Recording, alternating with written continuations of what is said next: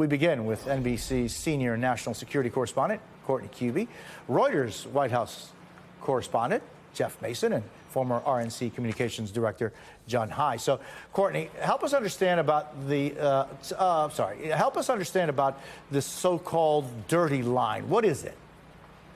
Yeah, so this is an unsecure, as you mentioned, communication line that really defies the general security protocol for an internet or for an outside communication line here in the Pentagon. Now, most of the offices here you're not allowed to bring your phone, no AirPods, no Apple Watches, nothing like this. But then there are also a number of them that are considered a SCIF. That's a secure, compartmentalized area.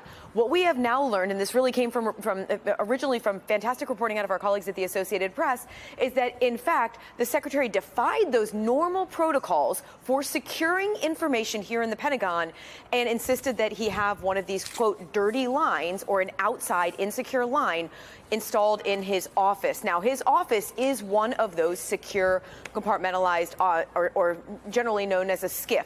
It is one of those, so it would not generally be allowed in there. Now, this just follows a string of incidents that we are learning about and have learned about over the last several weeks about the secretary, in which he appears to have a lack of respect or acknowledgement for some of the basic security protocols that exist, or when you're the head of the Pentagon and you have access to so much sensitive information. Of course, we learned earlier this week that not only was there the signal chat that was created by National Security Advisor Mike Waltz last month, that Secretary Hegseth included sensitive and imminent military information, operations that were about to unfold with the Houthis in Yemen, but we also learned earlier this week that, in fact, the secretary started his own signal chat and included family members on it, including his wife, his brother, his personal attorney, and other close aides, and also shared military information on that chat. Of course, his wife is not an employee of the Department of Defense. His brother is, but really would have no reason to need to know anything about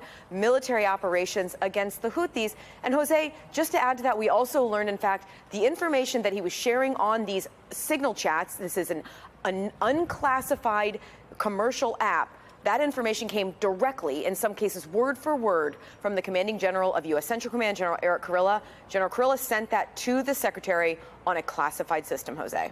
And what more are you learning about the secretary's behavior? Yeah, and so amidst all of these scandals and what has really been a constant drumbeat of reporting about the secretary's judgment, some of the things that he's been doing, the secretary has become increasingly erratic, according to a number of officials who we spoke with. He seems more and more insecure about his role in the administration, officials saying that he is increasingly prioritizing things about his image, going on Fox News, so that where he thinks he can directly speak to President Trump, and he can show him he's still a fighter. But you mentioned one of the most notable cases here, and that was several weeks ago when the New York Times was about to report that they had learned about this classified Elon Musk briefing on China that was to occur here. When the secretary found out that a reporter had uncovered this imminent briefing, he lashed out at the acting chairman of the Joint Chiefs, Admiral Chris Grady, telling him that he would expletive polygraph him if he found out that he was a leaker, and that he and his staff also threatened to polygraph other senior officials here, as you mentioned, 3- and 4-star generals and admirals who had not only access to the meeting, but the agenda for that meeting. Jose, this is the kind of behavior, look, maybe it happens behind the scenes more often than we realize, but it's not the kind of behavior we're used to hearing from the Secretary of Defense, specifically when dealing with his most senior military advisors and aides. Yeah, I mean, Jeff, what is the relationship between the president and Hegseth? The vice president and the president have, until right now, been very strong in their support for Hegseth. Is that also in private? Well, I think you're right to emphasize that. They've been very strong in terms of what they've said about Hegseth in public. The press secretary has come out from the podium and said that the president supports him. He also picked him for a reason. He likes the guy. And some of these issues were flagged in terms of Hegseth's inexperience running a big department like this, and some other administrative issues, not to mention some of his other personal issues, were all part of his nomination process. And those were things that President Trump was willing to tolerate. If you look, though, at his history of dealing with other aides in his first administration and other top cabinet officials, his patience doesn't last forever.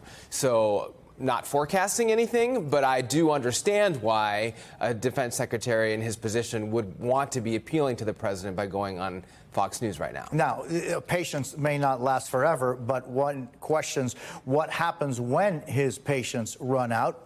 What does he do or not do? Yeah, well, that's the question that I don't have an answer to. It'll depend on how this continues to develop, and it will depend on whether President Trump himself feels like Hegseth is just getting unfairly treated by the press or by the people around him, or whether he says, all right, enough is enough, this is a distraction from my actual agenda. But I do think it's important to underscore that he likes Hegseth, he chose him for a reason, and he may have even anticipated that there would be some drama around him because there was drama around his nomination. I want us to also bring in MSNBC military analyst and former deputy commander of the U.S. European Command, Lieutenant General Steph Twitty. General, it's great seeing you. So Courtney was talking about how the secretary's office is a SCIF. If you would tell us about what a SCIF is, and an entire office is a SCIF, so what would being in a SCIF preclude?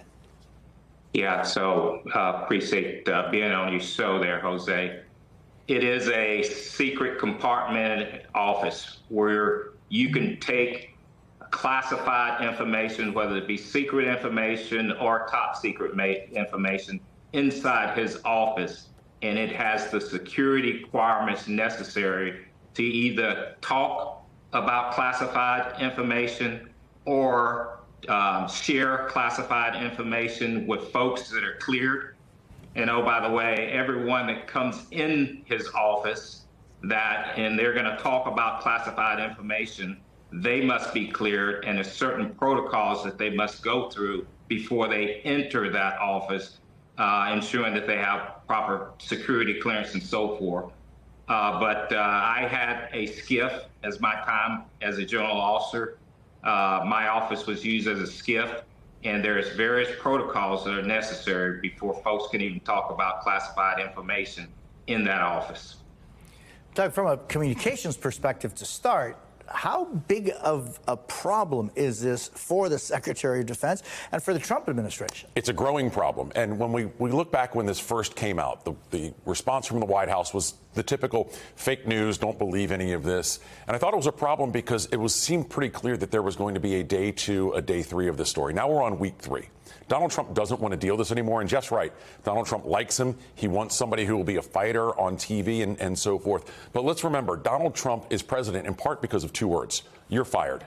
That's his brand. That's how most voters know him and his core identity. It's who he really is. So at some point, I think the straw breaks for Pete Hegseth here because this story just seems to not go away, and there's always something new. If this continues, Donald Trump at some point is going to say those 2 words that we know from him so well. The question is, controlling the timing, right? And I think that there have been reports that the president doesn't like to consider anything that could look like it is playing into the media's narrative, right? So is it a situation of timing, or is it a situation that if he supports him, he's going to go support him through hell and high water? Well, let's remember, Donald Trump is somebody who doesn't give points. He only takes them away, one at a time. And so if he's able to find a timing situation, let's say the funeral of a pope or a peace deal with Russia and Ukraine, however that gets defined, Donald Trump may have his opportunity to sort of bury that news. And we know, not predicting anything for today, but in the first Trump administration, about 4 o'clock every Friday, something big happened. Jeff, one of the things that happened recently, the Secretary of Defense's chief of staff resigned, Joe Casper, but he apparently is being reassigned within the administration. What do we know about that? I don't have any details on that, but I do think just broadly the fact that there's been so much turnover at the Pentagon in the Secretary of Defense's short tenure is also not a great sign. It's something that it suggests disorganization. It suggests that they're not being able to really execute is the word I was looking for on the priorities that the president has set. So again, it's about drama, it's about distractions, and the question is how long the president is willing to tolerate that. What do you think the perspective is in the Oval Office to all of these different things? Because the reaction, right, to the tariffs, now Hegseth going on 3 weeks of it. What do you think inside the Oval Office? How are they seeing this? Well, I think it's true what you were saying before about being backed into a corner and certainly not wanting to play into what the president may perceive as a media narrative. If he feels like he's doing that, then he's going to do the opposite. And I think we've got lots of examples of that in multiple different policy and communications areas. So I'm the last person who's going to sit here and predict what the president of the United States is going to do.